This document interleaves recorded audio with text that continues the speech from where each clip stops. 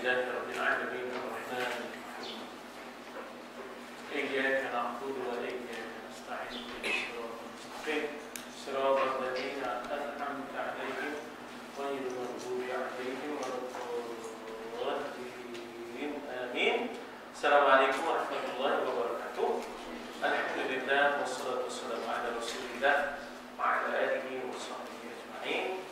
رب اشرح لي صدري ويسر لي أمري واحلل عقدة من لساني يفقهوا قولي. سبحانك لا علم لنا إلا ما علمتنا إنك أنت العليم الحكيم. لا حول ولا قوة إلا بالله العلي العظيم. Kita di ayat ke-11 dan 12 daripada suratul Hashr, ya. Muka surat 46. Betul? Ayatnya kita dah baca belum? Lakadibun. Yang itu kita dah baca dan kita sudah melihat mana-mana perkataan. Sudah. Mana perkataannya sudah, ya? Jadi muka surat 46, ya, muka surat 46. Kita sambung ayat yang ke-12, ya. A'udzu billahi minasy syaithanir rajim. Bismillahirrahmanirrahim.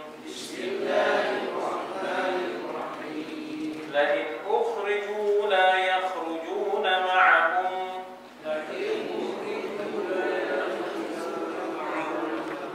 wa la in qutilu la yansurunahum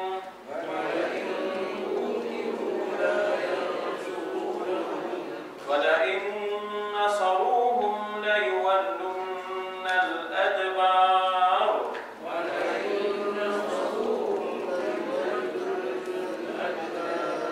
thumma la yunsarun. Sadaqallahul azim. Alhamdulillah, wassalatu wassalamu ala Rasulillah wa ala alihi wasahbihi ajma'in. Sebelum ini orang munafik bersumpah untuk menolong orang-orang Yahudi, ya. Maknanya kalau kamu diperangi, kami akan bersama dengan kamu, ya. Kami akan bersama dengan kamu. Tapi apa yang berlaku ialah Tuhan kata dalam ayat yang baru kita baca tadi, la in ukhriju la yakhrujuna ma'ahum. Maknanya cakapnya memang macam nak menolong Yahudi. Orang munafik ini bunyinya macam nak menolong orang Yahudi kalau diperangi, kalau dihambat keluar dari Madinah. Tapi Allah Ta'ala menyatakan la in ukhriju la yakhrujuna ma'ahum, ya. Lam tu kita nak terjemah demi, ya, demi in. Jika, in ialah jika, la in demi sesungguhnya, demi sesungguhnya jika, ya. Jika mereka, apa tanda mereka? Waw alif. Mereka ukhriju, dikeluarkan oleh tentera Islam. Jika mereka di sini adalah Yahudi, dihambat keluar, dikeluarkan, ukhriju. Ukhriju itu makna dikeluarkan, dihambat keluar. Kan kita ada perkataan ukhrijat linnas kuntum khairu ummatin ukhrijat linnas, dikeluarkan, ya, untuk manusia, ya, dikeluarkan untuk manusia. Ini kamu adalah sebaik-baik umat yang dikeluarkan untuk manusia ini, ya. Jadi kalau mereka dikeluarkan, ukhriju, demi jika mereka dikeluarkan, dihambat keluar daripada Madinah kerana jahatnya mereka, maka apakah munafikin ini akan membela? La yakhrujuna ma'ahum. La, tidaklah mereka akan yakhrujuna, keluar, ma'ahum, bersama dengan Yahudi. Ma'ahum, hum ini maknanya Yahudi. Orang munafik ni sumpahnya boleh dengar dalam labunya, ya tak? Tapi takkannya membantu, ya, takkan mereka itu akan bersama dengan sesiapa yang terutamanya yang sedang dalam keadaan kalah, yang sedang dalam keadaan lemah, lagi dah tak mau ya. Maknanya opportunis di kalangan munafikin ini, dia tak mau dia berada dalam keadaan yang susah. Sebab itu dia dengan orang Islam pun dia ada juga hubungan. Pasal kalau ada untungnya dia akan bersama dengan orang Islam. Sekarang dia bersama pula dengan orang kafir, kalau ada untungnya dia akan bersama dengan orang kafir. Kalau tak ada untungnya, orang kafir itu pun ditinggalkan, la yakhrujuna ma'ahu, tidak mereka keluar bersama dengan Yahudi yang kena perambat, Yahudi yang kena halau tu, Yahudi Bani Nadir, ya, Yahudi Bani Nadir. Tak adanya. Kemudian wala in qutilu la yansurunahu. Takdirnya orang Islam memerangi orang-orang Yahudi. Macam mana sikap munafikin? Wala in qutilu la yansurunahu. Wow, lagi sekali. Dan la demi sesungguhnya, in, jika mereka, mana tanda mereka? Wa alif, mereka qutila, diperangi. Kalau mereka, iaitu orang-orang Yahudi ini, diperangi oleh orang Islam, apakah orang munafik ini akan bantu orang Yahudi? Tidak juga. La yansurunahu, tidak juga mereka menolong. Hai, tadi beliau sangat kata, kamu jangan risau, kalau kamu diserang oleh tentera Muhammad, kami ada. Ternyata bahawa bila tentera Islam serang kabilah Bani Nadir Yahudi ini, orang munafik yang kononnya nak akan membantu ni haram. Tak ada bantai hidungnya, meracunnya. La yansurunahum, tidak mereka menolong akan Yahudi yang kena perambat, yang kena perangi, yang diperangi itu. La yansurunahum. Jadi ternyata bahawa munafikin ini sebenarnya ialah orang yang opportunis, mengambil kesempatan, boleh makan kiri kanan, tidak? Boleh makan keliling ya, makan keliling orang yang kiri kanan. Dalam tu dia makna yang untung ke dia boleh lah. Ya, kalau merugikan tidak. Kalau dah ternyata bahawa ternyata bahawa Yahudi itu kalau tidak dia pun nak tolong, walaupun dia dah bersumpah tadi nak tolong, kamu jangan lemah semangat, lawan Muhammad tu. Kalau apa-apa kami ada. Ngimbau kan? Ngimbau kan? Kalau bahasa kita ya tak apa, jangan risau. Minggu ke depan teman di belakang mereka. Belakang baru. Mereka ada di depan dia dah belakang. Teruskan, wala in nasaruhum la yuwaddunna al-adbar. Dan demi sesungguhnya in, jika nasaruhum, mereka menolong akan Yahudi itu, pertolongannya lebih bersifat, maknanya sementara, bukan sungguh-sungguh. Bahkan la yuwaddunna al-adbar. Apa makna adbar? Belakang, ya, adbar daripada dubur, ya, adbar daripada dubur. Maknanya ialah, ya, kita kata adbar itu jamaknya, ya, adbar itu jamak. Orang kalau bahasa kita ya, maknanya membelakangkan, ya, maknanya jangan main itu, ya, membelakangkan. Kalau bahasa apa ya? Minta maaf lah bahasa orang kampung. Bagi bongo katanya. Bagi bongo, mesti ke lah, ya tak? Kalau dah ada orang datang kan, demo pun mula ngimbau bagi bongo, ya. Maksudnya tak ada nak diadapnya orang yang datang ni, tak ada nak diadap. Maknanya kalau demo ni tadi, kalaulah mereka membantu Yahudi pun tak lama. Dia kata apa?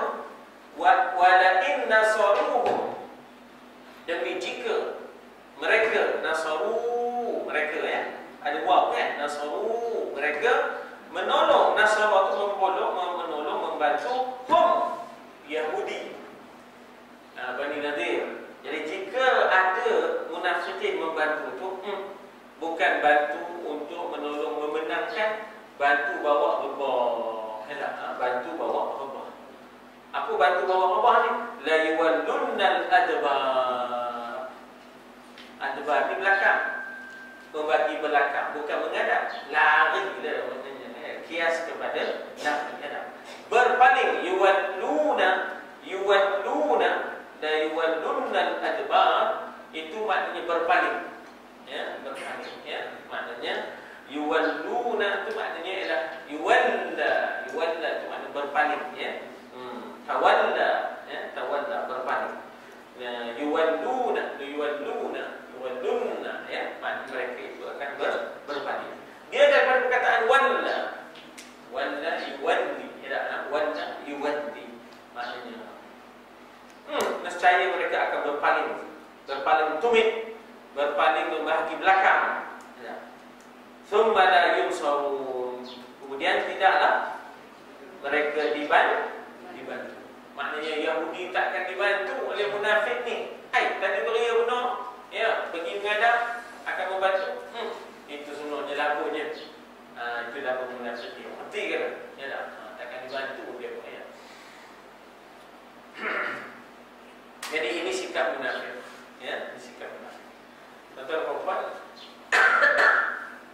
iyalah, kita ada pengalaman.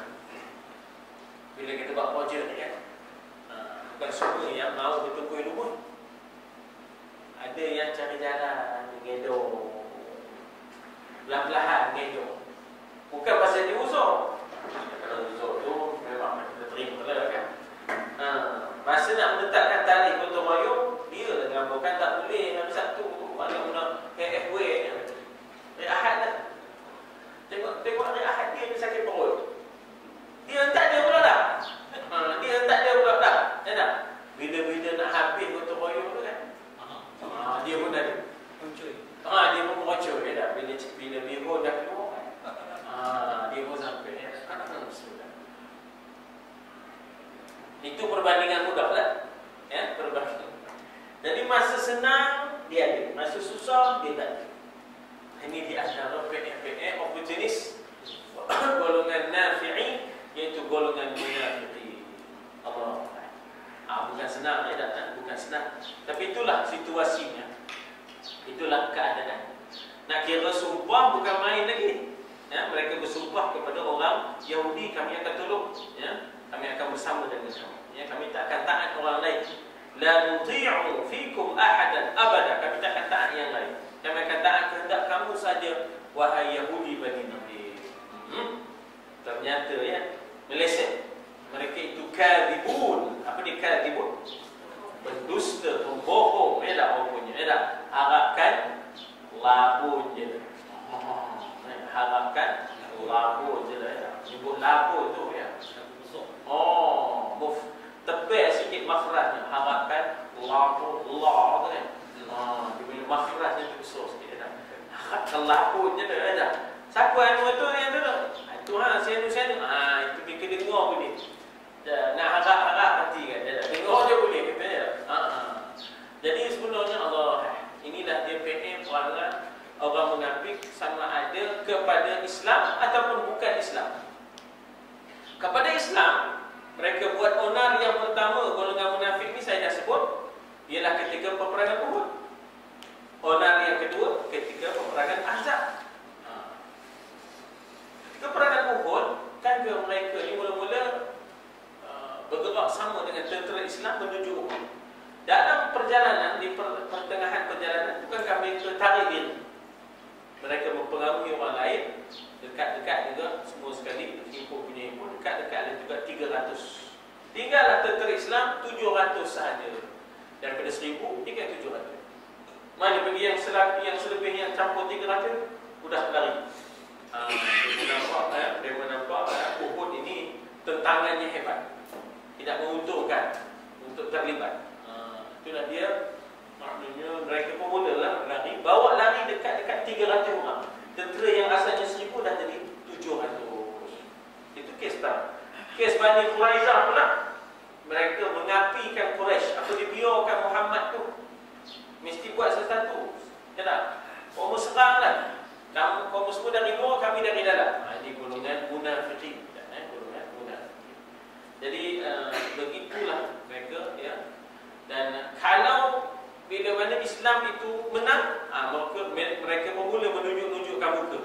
Pasti nak dapatkan rampasan perang. Harta rampasan perang. Ya tak? Ghanimah. Jadi ini pun satu hal dalam perjuangan pun. Masa susah-susah tu tak ramai. Bila dah menang, menang. Ya. Kita pun itulah kadang-kadang ada. Bila gotong royong yang mula-mula, yang lembang, tak ramai. Bila time hujung kan ada. Bila tapuai kedua kan, ramai. Ya. Jadi maknanya di situ ya bukan senang. Berat kesok ni ya, kadang-kadang kena atas diri kita sendiri. Dalam kerja-kerja buat Islam ni, tidak kerja-kerja agama ni ya, maknanya banyak kerja sukarela. Jadi ada orang yang sebenarnya mengambil kesempatan untuk rehat ya. Sesekali ada, sesekali tu ada ya. Tapi nak bersungguh-sungguh tu tak ramai. Jadi sebab itulah maknanya kita diperingatkan ya, kita diperingatkan supaya berpegang dengan kata-kata ya, berpegang dengan kata-kata. Baik, katanya apa? Hatani ya, hatani. Ya. Cuba baca hatanil ayatani. Hatanil ayatani. Tadhkurani. Tadhkurani. Yahdina. فريقا آخر اشترك في هذه المعركة مع اليهود ولكنه لم يكن اشتراكا عمليا بل اقتصر على الكلام وشد الأعصاب ataupun وشد الأعصاب. Dua ayat ini, ayat 11 dan ayat 12, ayat 10 dan ayat 11. 10, 11. Yang tadi yang kita baca tadi. 12 dan 13 ya. 12 dan 13 kan. Ayat 12 dan 11. Dua ayat ini tazkurani, tazkur, apa maksud tazkur? Itu kalau tazkirah, ini yadhkur, menyebut, betul, menyebut satu kelompok, fariqan akhar. Apa makna fariqan akhar? Satu lagi kelompok. Ya, fariq maknanya kelompok ya. Fariqan fil jannah wa fariqan fil nar. Beda, kelompok. Ada lagi satu kelompok. Maknanya di sana ada Ansar, di sana ada Muhajirin. Ada lagi satu kelompok, opportunis. Ya, golongan yang mengambil kesempatan. Dia makan dua belah. Jadi fariqan akhar tu maknanya satu lagi, another group. Fariq itu ialah grup, kumpulan. Saya boleh kata fariq ya, kurah dipanggil apa ya? Fariq kuratul risha Malaysia ya, hazamat ala fariq kuratul risha Korea. Maknanya kumpulan ataupun pasukan, pasukan badminton Malaysia. Kalau ada pasukan badminton Korea misalnya kan. Jadi kumpulan itu, pasukan itu dipanggil fariq. Ada satu pasukan lain pula ni, fariqan akhar. Ya, dia ni duduk di Madinah. Tiba-tiba ishtaraka fi hadhihi al-ma'rakah ma'al yahud. Apa makna ishtaraka? Terlibat ya, ishtaraka maknanya terlibat, participate. Ya, participate. Ishtaraka terlibat daripada syaraka ya, terlibat fi hadhihi al-ma'rakah. Apa makna ma'rakah? Peperangan ma'al Yahud, bersama dengan Yahudi. Jadi ini kumpulan lagi satu, kumpulan yang ketiga. Yang ketiga ni ya, bukan Ansar, bukan Muhajirin, tapi kelompok ini kelompok yang duduk di Madinah, kelihatan Islam, tapi sebenarnya bersama ishtaraka ya, bersekongkol dan bersama dengan peperangan. Mereka bersama dengan Yahudi rupanya. Yahudi Bani Nadir. Mereka itu Islam, tapi mereka bersama dengan Yahudi. Walakin lam yakun ishtirakan amaliyan, akan tetapi penglibatan mereka ishtiraknya bukanlah amaliyan. Apa dia amali? Betul? Amali apa? Amali maknanya apa? Praktikal. Amali pun latihan, bukanlah. Tapi di sini tak boleh kata latihan lah. Di sini maknanya amalian ini maknanya bukan teori tapi buat. Itu makna amalian. Practice and realize, maknanya dia buat. Tapi bukan penglibatannya lam yakun ishtirakan amalian. Bukanlah penglibatannya amalian. Apa nak kata amalian? Berbenur lah, ataupun bekerja lah. Bahkan iqtasara 'ala al-kalam je. Iqtasara tu daripada qasar, pendek, ya tak? Memada dengan kalam je. Harapkan lagu je. Harapkan kalam je, harap berkata-kata je. Ish, itu tak terhenti lagu. Harapkan lagu je dah katanya. Tak ada komitmen dalam bentuk action je dah. Bahkan lagu je banyak. Dia bersama dengan Yahudi tapi dari sudut lagu je. Kerja ni tak patutnya dah. Wasyaddil a'sab, dan juga dipanggil apa ya? A'sab ni saraf. A'sab saraf. Syadd lebih kepada perang saraf untuk melemahkan orang Islam. Konon, ya, konon maknanya kita kata bahawa kononnya mereka ini akan bersama dengan Yahudi. Tapi sebenarnya tak. Dia tengok orang Yahudi bakal kalah, dia pun mula ngedok. Dia pun bersama dengan pasukan Islam pula, bukan pasukan Yahudi. Itu nak panggilnya dah. Dulu kita adalah orang mengejar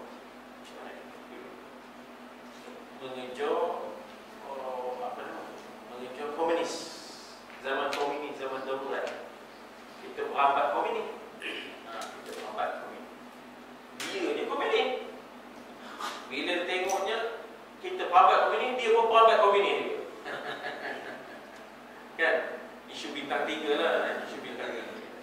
Dia bersama dengan komunis satu ketika.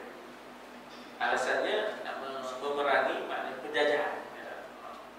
Bila sudah diperangi komunis itu tadi, dia tengok komunis bakal akan kalah, dia mula meninggalkan komunis itu. Tiba-tiba dia bersama dengan orang Melayu yang hijau komunis. Di Indonesia peperangan dengan komunis lagi dahsyat. Maknanya orang legal kejar komunis, orang legal, orang kejar komunis.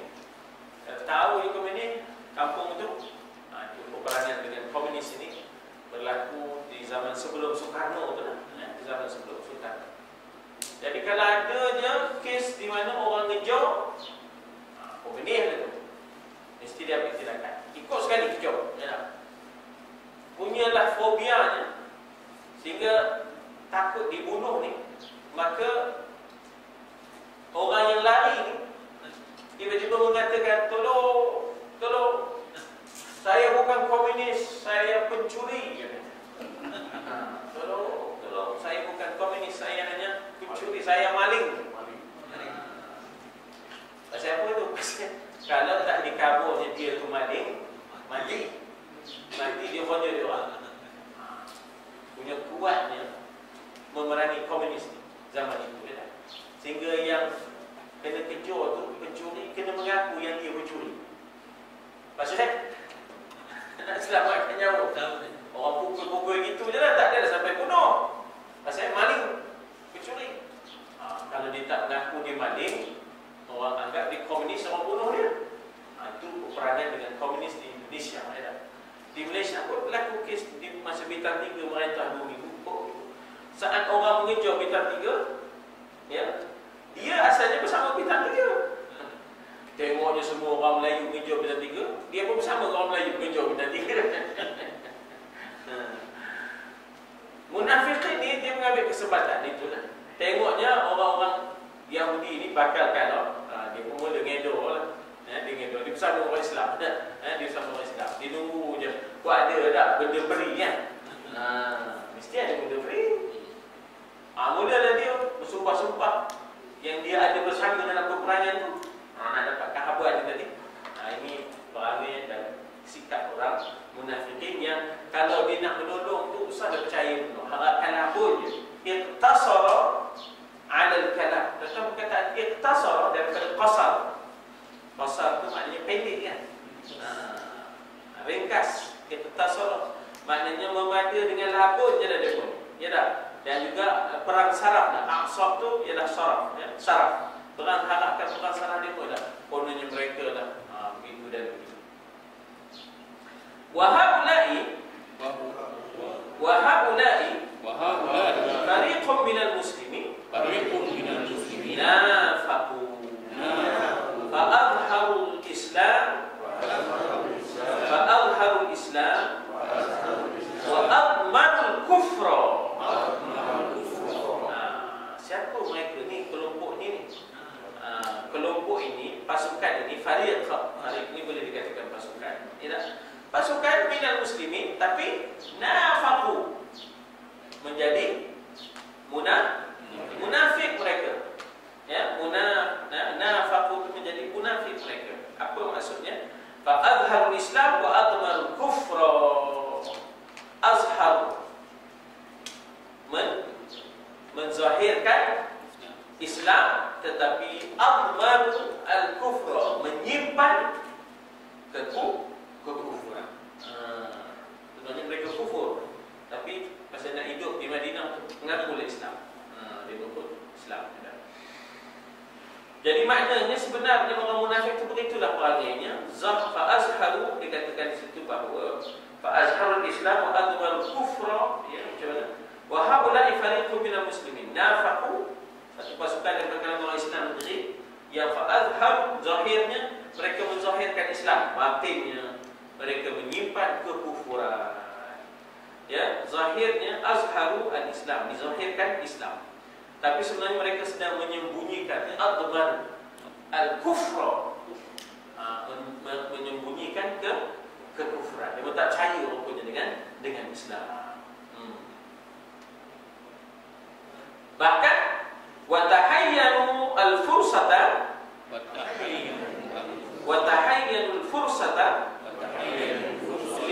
lin-naili minal muslimin. Apa makna fursah? Fursah maknanya peluang. Fursah maknanya peluang. Menunggu peluang je. Menunggu peluang je. Apa yang mereka tunggu tu? Yang mereka tunggu itu peluang apa? Untuk nail minal muslimin, untuk bertindak menekan orang-orang Islam. Jadi maknanya di situ mereka menunggu-nunggu. Tahayyanu itu maknanya ialah menunggu-nunggu fursah, peluang linaili minal muslimin, ya, untuk menjatuhkan orang-orang Islam. Wa rabata bainahum, mana dia? Qad faddahahumullah, ya. Wa qad faddahahumullah huna. Kuat ya? Dia kata apa? Wa qad faddahahumullah huna. Wa kashifa an mu'amaratihim.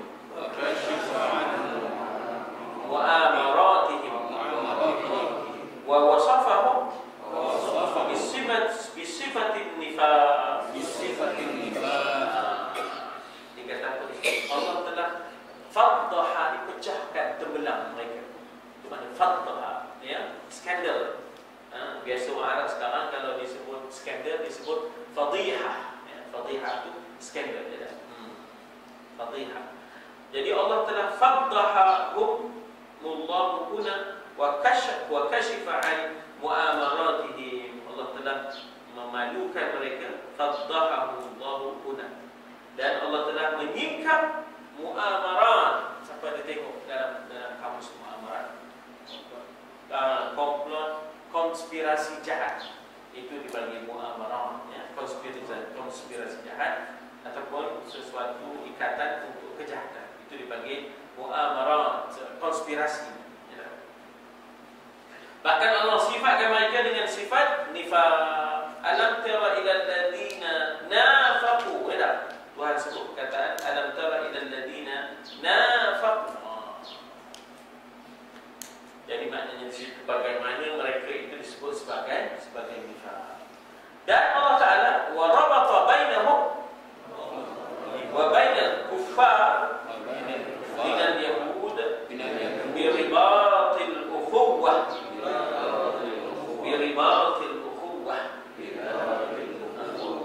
Jadi Allah telah ikat mereka ini dengan kafir, ya. Allah telah ikat mereka dengan kafir di kalangan Yahudi. Biribatil ukhuwah, ya, Allah Taala telah mengikat mereka bainahum wa bainal kuffar minal yahud biribatil ukhuwah. Nampak gaya mereka itu serasi dengan Yahudi, ya, bersaudara dengan Yahudi, bukan dengan orang Islam, ya, bersaudara pula dengan orang Yahudi, bukan bersaudara dengan orang-orang Islam. Itulah dia. Dikata apa di sini? Wa rabata bainahum wa bainal kuffar minal yahud bi ribatil ukhuwah. Padahal laqad ahadul yahud 'ala al-khuruj ma'hum in ukhriju minal madinah wa la yuti'una ahadan fi khudlanihim wa in qutilu sayuqatiluna ma'hum. Tapi itu sumpah dia tidak berlaku, sumpah tidak berlaku. Kita berhenti dekat laqad ahadu. Kita berhenti dekat laqad ahadu. Saya berhenti situ. Kita maaf berhenti awal sikit. Minyak habis. Laqad ahadu. Kan dia pun. Kalau mengejar-kejar, kamu di mana tu? Jadi kita dialog sekejap. Kalau ada apa-apa nak ditimbulkan, sila.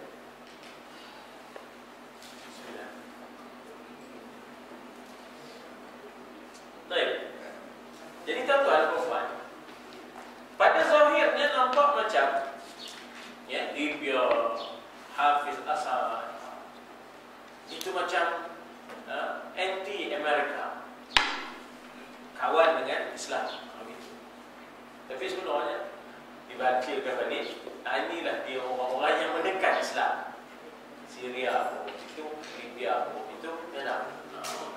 Pada pernyataan umumnya, ini memang gerakan anti Amerika. Apa yang tak buatnya? Itu media main.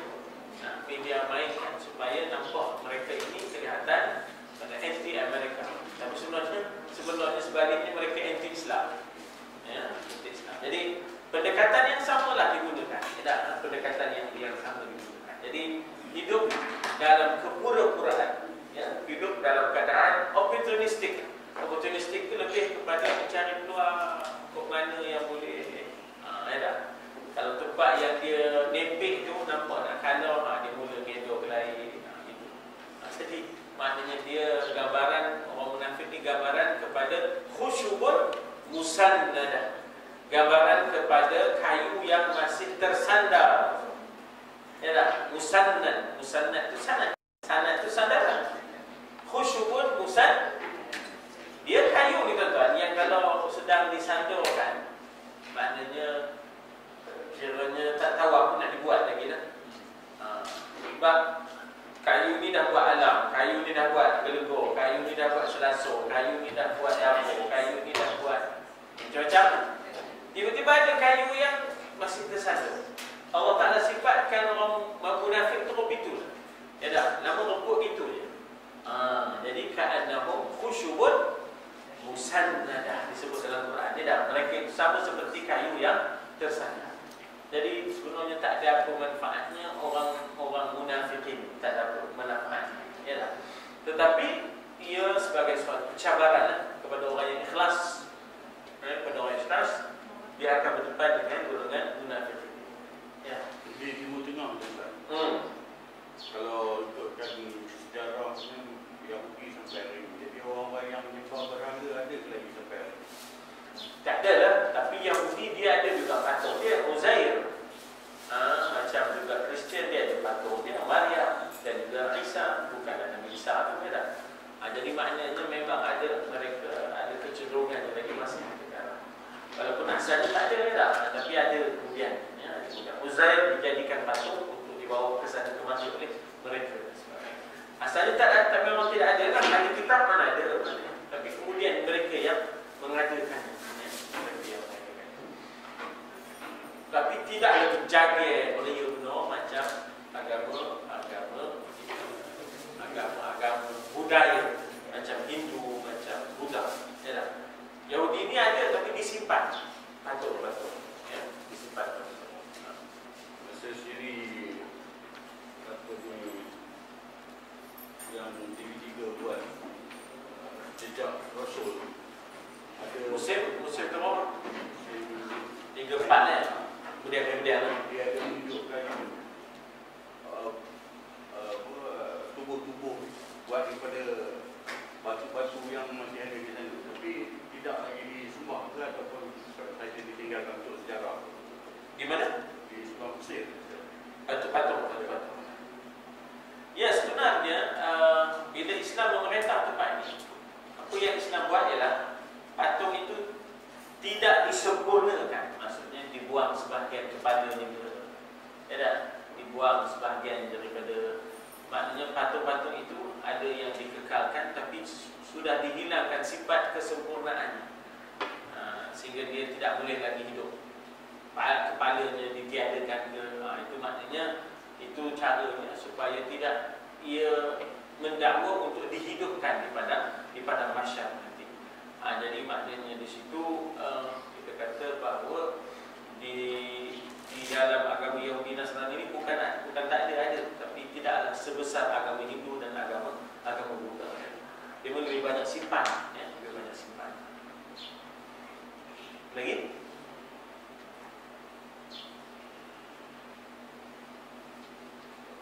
Muslimat, apa ada tidak?